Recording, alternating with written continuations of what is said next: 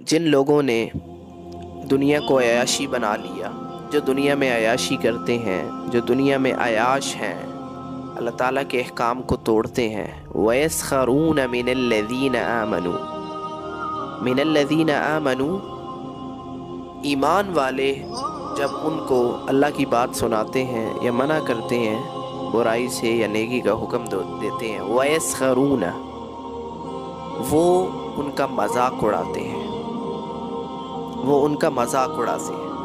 قرآن سے آیت سنا رہا ہوں۔ تو ایسے لوگوں جو عیاش ہیں وہ یہ نہیں جانتے کہ جو یہ ایمان والے لوگ ہیں، جو اللہ والے ہیں، ان کا درجہ قیامت کے دن، یوم حقیقت کے دن، ان کا درجہ ان عیاش خوروں سے، اللہ تعالیٰ کا جو انکار کرتے ہیں، اللہ تعالیٰ کی جو بات نہیں مانتے، ان کا درجہ قیامت کے دن ایمان والوں کا درجہ ان عیاشی کرنے والے لوگوں سے اوپر ہوگا۔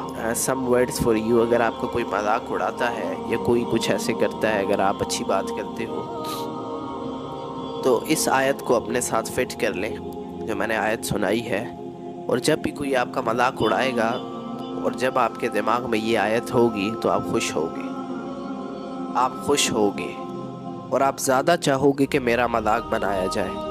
میں اللہ کی بات کروں گی اور میرا کوئی مذاق بنا رہے، بناتا رہے، مجھے تو اللہ نے یہ فرمایا، اللہ نے تو ایسے لوگوں کے بارے میں یہ فرمایا کہ ان کا درجہ قیامت کے دن اوپر ہے۔ قرآن ہمارے لیے امید ہے اور ہوپ ہے، اللہ تعالیٰ کی باتیں اس کے اندر درج ہیں، اللہ تعالیٰ ہم سے گفتگو کر رہے ہیں۔ بدقسمتی یہ ہے پڑھتے نہیں ہیں ہم، ٹھیک ہے، تو it's not a big deal.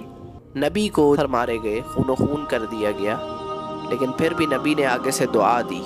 جب منافقین لوٹے تو اللہ نے کہا کہ اے نبی پہلے آپ ان کو معاف کیجئے، پھر اللہ انہیں معاف کرے گا، پہلے آپ معاف کریں انہیں۔ اب اللہ نے یہ کیوں کہا؟ اللہ یہ بھی تو کہہ سکتا تھا پہلے میں معاف کروں پھر آپ معاف کر دیجئے۔ اللہ نے کہا نہیں، پہلے آپ معاف کریں پھر میں معاف کروں گا۔ اتنی محبت اللہ جس سے کرتا ہے، اس نے تو پیٹ پہ پتھر بھی باندھے ہیں، اس نے تو پتھر بھی کھائے ہیں، اس نے تو ابو جہل اور ابو لہب سے یہ بھی سنا ہے کہ یہ کذاب ہے، یہ مجنون ہے، یہ ایسے ہے، یہ ویسے ہے، لیکن نبی نے جب اس کو برداشت کیا اور اللہ سے پھر بھی ان کے لیے دعا کی، تو ہماری یہ آج کی 2 ٹکے کی جو مصیبتیں ہیں، وہ ہنس رہا ہے وہ ہنس رہا ہے، تو یہ ان کی کیا اوقات ہے؟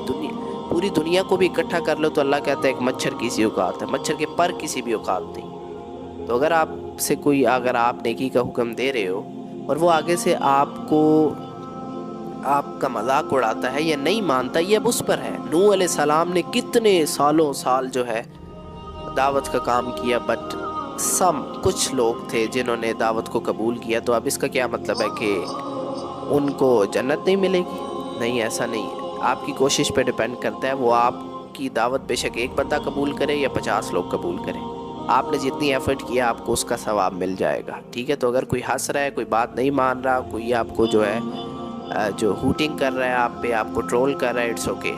جتنا ٹرول کر رہا ہے اتنا آپ کا جو اجر ہے وہ بڑھتا جا رہا ہے، تو اس لیے پریشان نہیں ہونا۔